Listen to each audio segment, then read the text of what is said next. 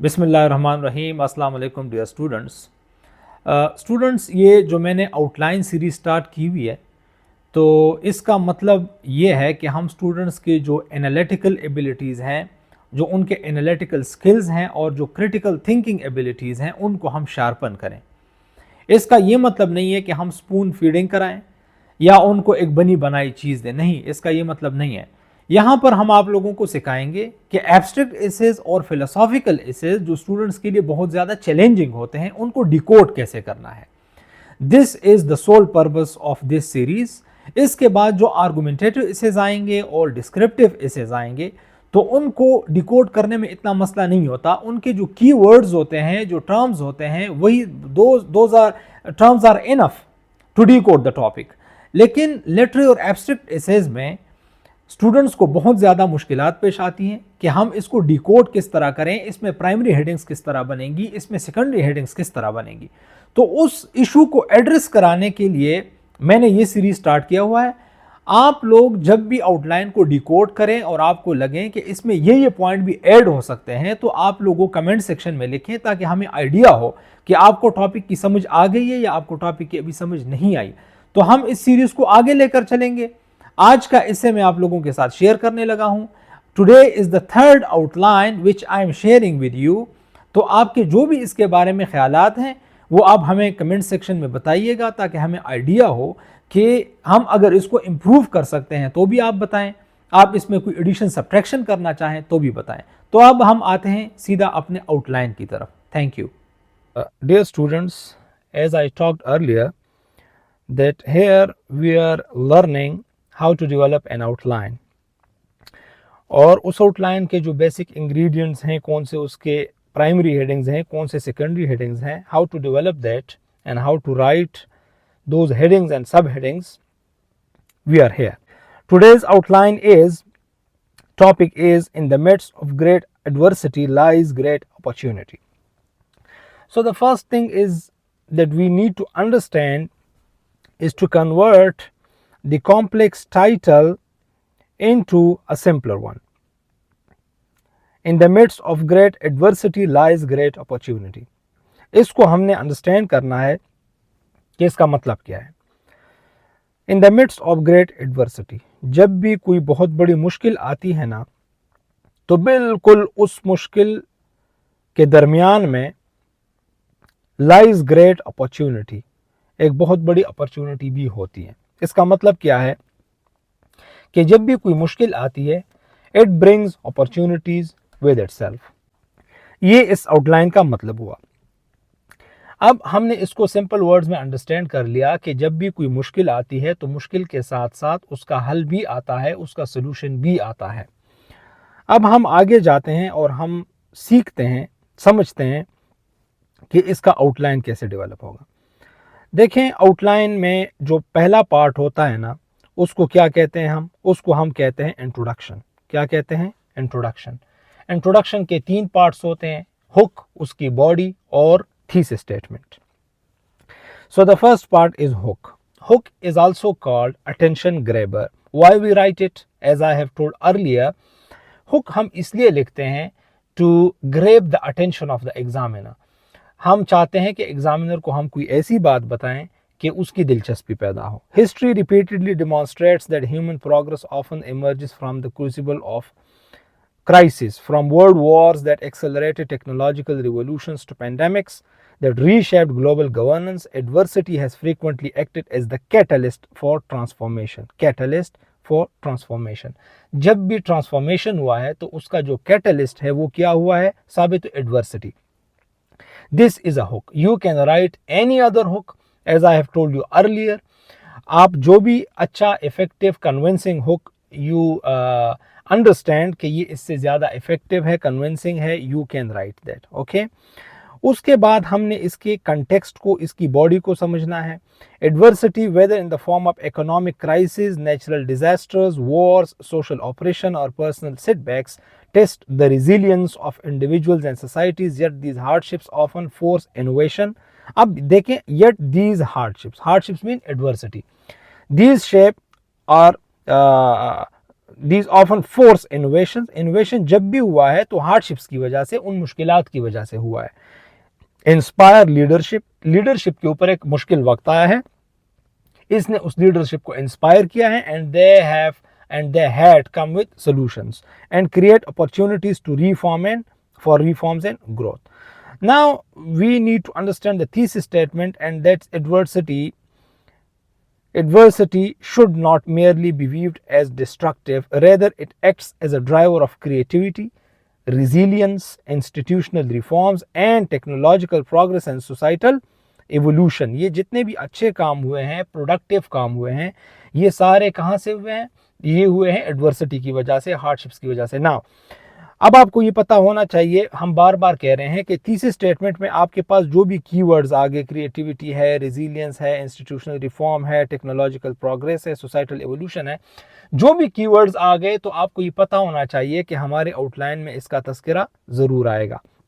Now as usual हम इसको अब डिकोड करते हैं, और वो हम कैसे करेंगे कि जैसे मैं इसको इस स्लाइड्स को आपके सामने सिर्फ फ्लैश करूंगा, मैं बहुत ज़्यादा टाइम नहीं लूँगा, लेकिन मैंने पहले आप लोगों को बता दिया है कि हम जब भी इस तरह का एक ऐसे करते हैं तो हम उसको कैसे शुरू करते हैं. हम उसको देखते हैं कि हम इसको फिलॉसफी के साथ, रिलीजन के साथ, साइंस के साथ, टेक्नोलॉजी के साथ, पॉलिटिक्स के साथ, गवर्नेंस के साथ, एनवायरनमेंट के साथ, लीगल स्फीयर के साथ, इन तमाम चीज़ों के साथ इसको कनेक्ट करते हैं. ठीक है.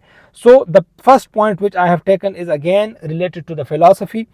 और यहाँ पर आप देखें कि philosophy, adversity as a catalyst for human growth. Human growth जब भी हुआ है, इंटेलेक्चुअल ह्यूमन ग्रोथ, तो वो कैसे हुआ है? वो एडवर्सिटी की वजह से हुआ है. अब नीचे का मैंने यहाँ पर एग्जांपल दिया है और उसका कोट भी आप लोगों के सामने फ्लैश्ड है. स्टोइक फिलोसफर्स जितने भी हैं जिन्होंने ये सिनिका इनके नाम लिखे हुए हैं, believe hardship strengthens character and wisdom.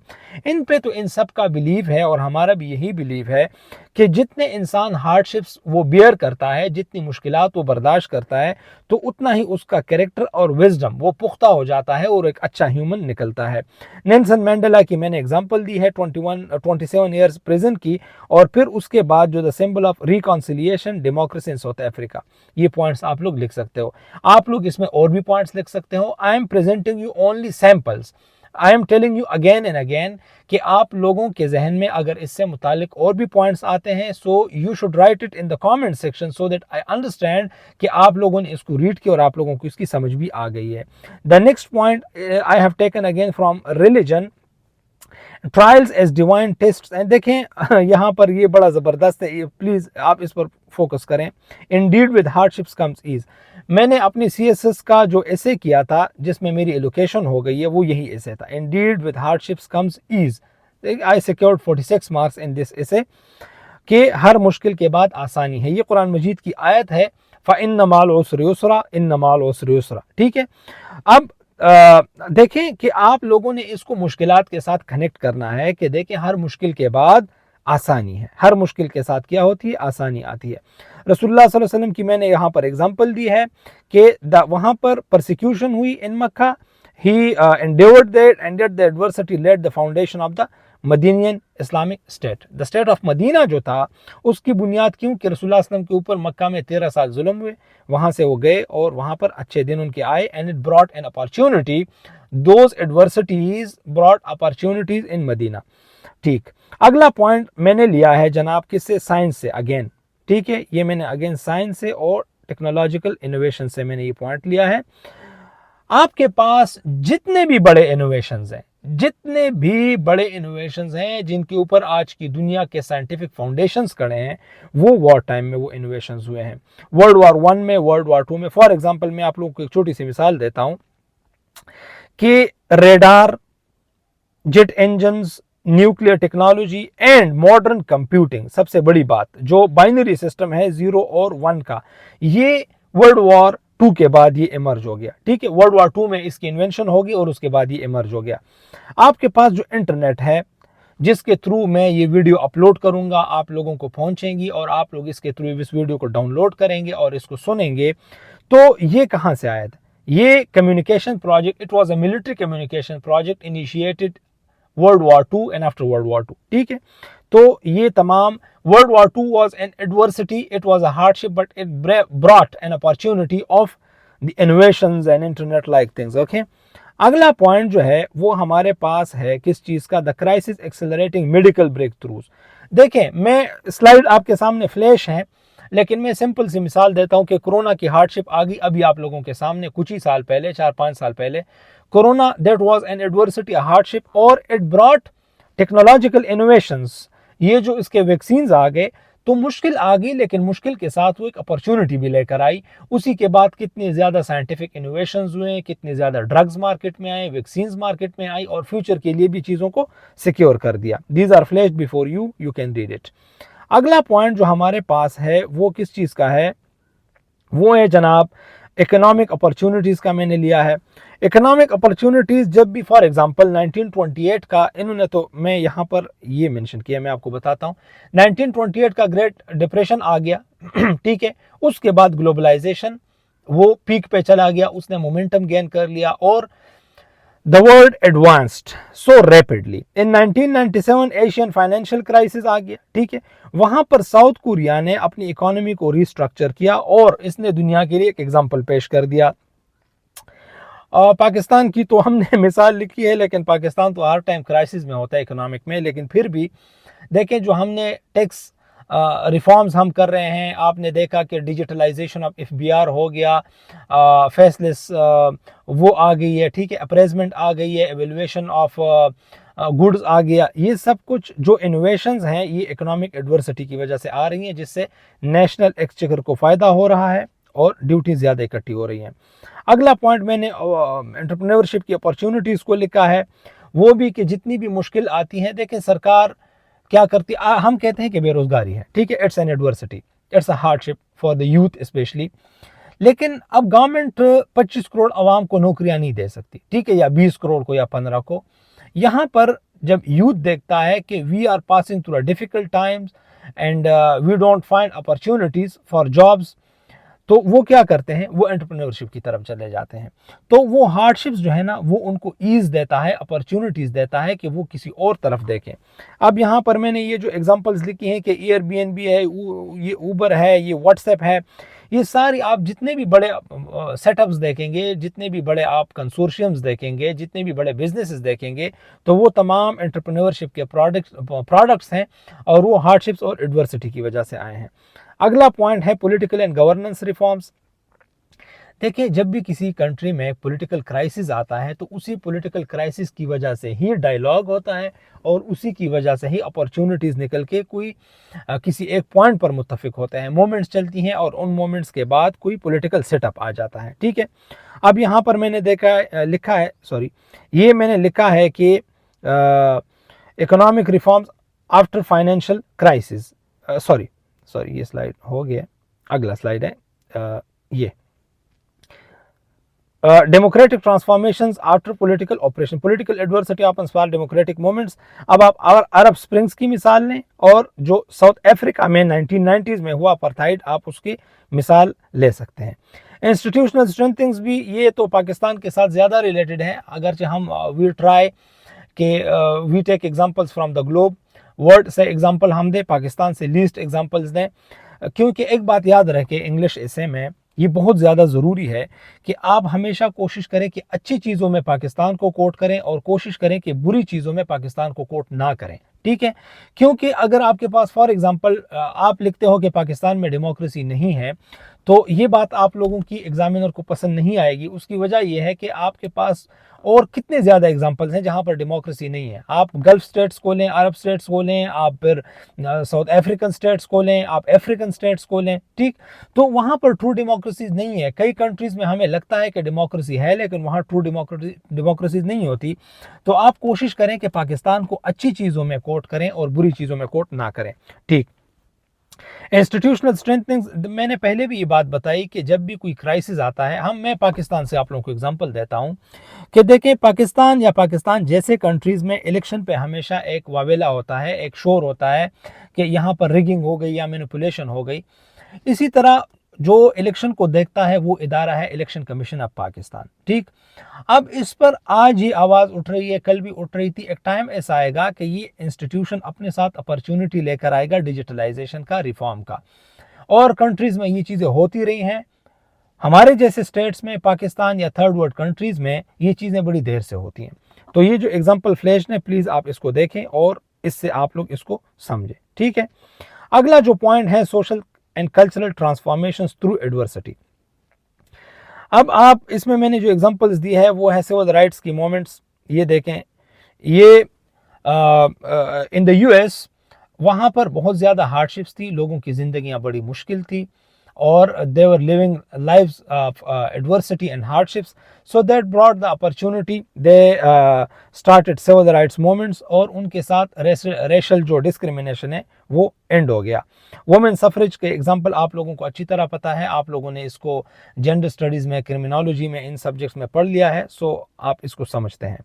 अगला जो कल्चरल एंड आर्टिस्टिक फ्लरिशिंग है, ये बड़ा इंटरेस्टिंग है, ये बड़ा ज़रूरी है कि कई बार ऐसे होता है कि एक हार्डशिप होता है, एक एडवर्सिटी, एक मुश्किल हालात होते हैं और लोग इसको क्लियरली एक्सप्रेस नहीं कर पाते, तो वहाँ पर फिर कुछ लोग आके उसको फाइन आर्ट्स की शक्ल में, उसको पेंटिंग्स की शक्ल में रिप्रेजेंट करते हैं, उसको डिपेक्ट करते हैं। पिकासो की ये एग्जांपल है, और फैज़ अहमद फैज़ की जितनी भी पोइट्री है, अहमद फराज की है, हबीब जालिब की है, इन लोगों की जो पोइट्री थी वो क्या थी, वो उस मुश्किल हालात में लोगों को एक उम्मीद दिलाने के लिए थी। ठीक, I can quote you so many examples from this, लेकिन वो यहाँ पर नेसेसरी नहीं है, because you wouldn't be able to incorporate it in your essay. अगला पॉइंट मैंने स्पोर्ट्स से लिया है, और स्पोर्ट में मैंने बड़ी जो बेस्ट एग्जांपल दी है वो मैंने मोहम्मद अली की दी है। He is my favourite player, वो 1000 ईयर्स के बेहतरीन प्लेयर्स में है, टॉप पे हैं, तो मैं इस वजह से इसको बार बार कोट करता हूँ। मोहम्मद अली बॉक्सर था, और ये जब अपने प्राइम पे था, पीक पे था, जब ये वर्ल्ड चैम्पियन बना, तो इसके ऊपर यूएस में पाबंदी लगी। वो ये थी कि इस बंदे ने एक स्टैंस लिया इसके ऊपर, ये again I would connected to adversity and hardship, कि तुम जाओ और वियतनाम वार में हिस्सा लो। It was a compulsion in the US at that times, and he refused and he defied all the orders, he refused to go to the Vietnam. इसके ऊपर पाबंदी लगी। ठीक, और इसके ऊपर जितनी बड़ी पाबंदी लगी तो ये कई साल गेम से बाहर रहा, and at the age of 37 ये जब दोबारा गेम में आ गया, तो ये दोबारा एट द एज ऑफ 37 जब सारे लोग उस टाइम रिटायर हो चुके होते हैं, इसने दोबारा गेम में हिस्सा लिया, and he reclaimed the title, ये दोबारा वर्ल्ड चैंपियन बना। ठीक है, तो ये एडवर्सिटी में इसने अपने लिए वो अपॉर्चुनिटी निकाली और ये दोबारा वर्ल्ड चैंपियन बना, तो ये आप लोग कोट कर सकते हो। ठीक, अगला जो पॉइंट है वो है national unity through sporting adversity. ठीक, पाकिस्तान का वर्ल्ड कप ये एक बड़ी ज़बरदस्त मिसाल है कि पाकिस्तान के ऊपर हार्डशिप ये थी। अगर 1992 वर्ल्ड कप आप में से किसी ने नहीं देखा होगा, लेकिन आप में से कई लोगों को इसका पता होना चाहिए कि 1992 में पाकिस्तान की परफॉर्मेंस बिल्कुल भी अच्छी नहीं थी। ये मैक्सिमम मैचेस हार गए थे, वहाँ पर बारिश हुई और टीमों के पॉइंट्स कम हो गए और पाकिस्तान को मौका मिल गया। तो उस एडवर्सिटी में, हार्डशिप में उनको अपॉर्चुनिटी मिली, और जब अपॉर्चुनिटी मिली तो वो इन्होंने कैश कर ली। ठीक, और ये वर्ल्ड कप अपने घर ले आए। अगला पॉइंट ये है कि जनाब टेक्नोलॉजिकल एंड डिजिटल ट्रांसफॉर्मेशन। कोविड-19 में क्या हुआ कि पूरी दुनिया उसका लॉकडाउन हो गया, पूरी दुनिया जाके अपने घरों में बैठ गई, इदारे बंद हो गए, स्कूल, कॉलेजेस, यूनिवर्सिटीज़, इंस्टीट्यूशंस, तमाम सब कुछ, दफातर सब कुछ बंद हो गया। उसी में से अपॉर्चुनिटी क्या निकली उस मुश्किल हालात में से, कि आज मैं आप लोगों से मुखातब हूँ, ये वीडियो मैं रिकॉर्ड करा रहा हूँ, सो लोगों को पहली बार पता चला जूम भी कोई चीज़ है, माइक्रोसॉफ्ट टीम्स भी कोई चीज़ है, गूगल मीट भी कोई चीज़ है, ऑनलाइन एजुकेशन सिस्टम भी कोई चीज़ है। ठीक है, उससे पहले ये चीज़ें ना होने के बराबर थी। तो इस स्फेयर में भी हमने एडवर्सिटी से फ़ायदा उठा के उसमें से ऑनलाइन एजुकेशन और online systems, even online businesses, ठीक, ये देख लें, ऑनलाइन बिजनेसेस, इसका हमने क्या किया, भरपूर हमने फ़ायदा लिया और इस अपॉर्चुनिटी को हमने सही तरह से कैश किया। क्लाइमेट क्राइसिस सॉरी, ऑनलाइन ये climate crisis driven green innovation, देखें, climate change is a reality और climate change is a threat to humanity, लेकिन जहां पर climate change आ गया इसने लोगों को तंग करना शुरू किया, इसकी वजह से फ्लड्स आना शुरू हुए, वेदर पैटर्न्स चेंज हुए, तो लोग ग्रीन इनोवेशन की तरफ लोगों का ध्यान गया। आज मेरे ख्याल में कोई घर ऐसा नहीं होगा जहां पर रिन्यूएबल एनर्जी नहीं होगी, वहां पर सोलर पैनल्स नहीं होंगे। इलेक्ट्रिक व्हीकल्स की तरफ दुनिया जा रही है, ठीक है। अब आप देखें, इस डेटा को आप देखें तो आपको रियलाइज हो जाएगा कि how much important it is. तो क्लाइमेट चेंज एक एडवर्सिटी, एक मुश्किल, लेकिन उसमें से अपॉर्चुनिटी क्या निकलाई? ग्रीन इनोवेशन की। सो you can coat it. Personal development and psychological resilience, ये बहुत ज़्यादा इंपॉर्टेंट है, बहुत ज़्यादा इंपॉर्टेंट है कि आपके पास जितने भी स्ट्रॉन्ग मेन हैं, जितने भी स्ट्रॉन्ग इंडिविजुअल्स हैं, so they have been passed through traumas, ठीक है। Survivors of disasters often develop stronger resilience and empathy. जिनके ऊपर मुश्किल वक्त आए हो तो उनकी पर्सनालिटी उसी लिहाज से ग्रूम होती है और दूसरे लोगों का भी उसमें एहसास होता है। इसके जो आईआर के स्टूडेंट्स हैं उनको पता होगा बिल क्लिंटन का। बिल क्लिंटन के बारे में कहते हैं कि उसकी जो चाइल्डहुड थी वो बहुत ज़्यादा एक लड़ाई झगड़े में गुजरी थी। उनके वालिदैन जो थे, पेरेंट्स थे, मदर फादर, उनमें बहुत ज़्यादा लड़ाइयाँ होती थी। His father was drunk. तो उसकी पर्सनालिटी ऐसी शेप हो गई उस हार्डशिप की वजह से, एडवर्सिटी की वजह से, कि that he became peacemaker. ये आईआर में एक बहुत बड़ी केस स्टडी है, यू कैन स्टडी इट। आप लोग इसको as a case study read करें, इसको स्टडी करें। तो इस तरह पर्सनालिटीज एडवर्सिटी में शेप हो जाती हैं and then they develop the sense of empathy.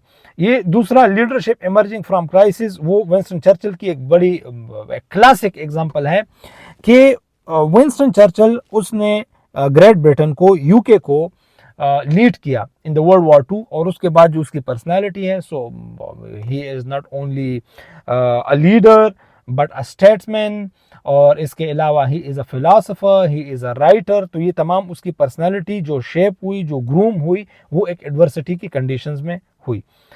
अगला पॉइंट, अब इसका मैं अगर एक काउंटर आर्गूमेंट दूं तो वो नेसेसरी है, एग्जामिनर को ये बताना होता है कि सर मुझे इस टॉपिक के हर एक डायमेंशन का पता है। मुझे अगर इसका पता है कि एडवर्सिटी में पर्सनालिटीज शेप होती हैं, लीडरशिप उभरती है, इनोवेशंस होती हैं, तो वहां पर adversity can also lead to destruction, inequality and prolong sufferings. ये भी होता है। वो कैसे? अब देखें, सीरियन सिविल वॉर जो है, it's an adversity, it's a hardship, ठीक है, but it has led to humanitarian catastrophe. ये हो गया। अब क्लाइमेट डिजास्टर्स, जहां पर पुअर नेशंस हैं वहां पर डिजास्टर्स आ रहे हैं, but they are not switching to renewable energies, they are not switching to electric vehicles, ठीक। तो they are affecting the poor nations, and adversity alone doesn't guarantee opportunity unless accompanied by visionary leadership, institutional capacity and societal resilience। ये आपकी, ये जो 3 words है ना, ये आपके रिकमेंडेशंस भी हो गए। If you want to give any recommendation तो आप यहाँ से दे सकते हो कि एडवर्सिटी को हमने कैसे कैश करना है, and how to convert adversity into opportunity. So these the visionary, through visionary leadership, institutional capacity and societal resilience. अच्छा, ये वही वे फॉरवर्ड मैंने यहाँ पर लिखा हुआ है, और वो ये है कि आपने, you have to invest in education, ठीक, and innovation, resilient institutions, inclusive governance, entrepreneurship and creativity, social solidarity and technological problem solving। ये आपके पास पॉइंट हो गए, and then I have concluded it and the conclusion has been flashed before you। So this is the outline, जिसमें मैंने introduction लिखा और उसके 3 parts को फिर अलग मैंने सिग्रीगेट किया, उसको हुक, उसके बॉडी को और उसके थीसिस स्टेटमेंट को। फिर उसके बाद मैंने बॉडी को डेवलप किया, जिसमें तमाम पॉइंट्स को मैंने इनकॉर्पोरेट किया, इनकलकेट किया, जिसमें मैंने philosophy, religion, sports, science, technology, arts, individuals, सब कुछ को मैंने लिखा और वो पॉइंट्स मैंने आप लोगों के सामने लिख दिए। तो आई होप कि आप लोगों को इसकी समझ आ गई होगी। मैं वंस अगेन आप लोगों को कहूँगा कि आप लोग इसको रीड करें, और जो आप लोगों को पॉइंट लगता है कि these points are missing in this outline, so you can add those points in the comment section, ठीक। जो आप लोगों को लगता है कि इसमें यहाँ पर कनेक्ट नहीं होना चाहिए था इस पॉइंट को, लेकिन वो कनेक्ट है, वो भी आप लोग इसमें मेंशन करें। So thank you so much for watching this video. अल्लाह हाफिज़।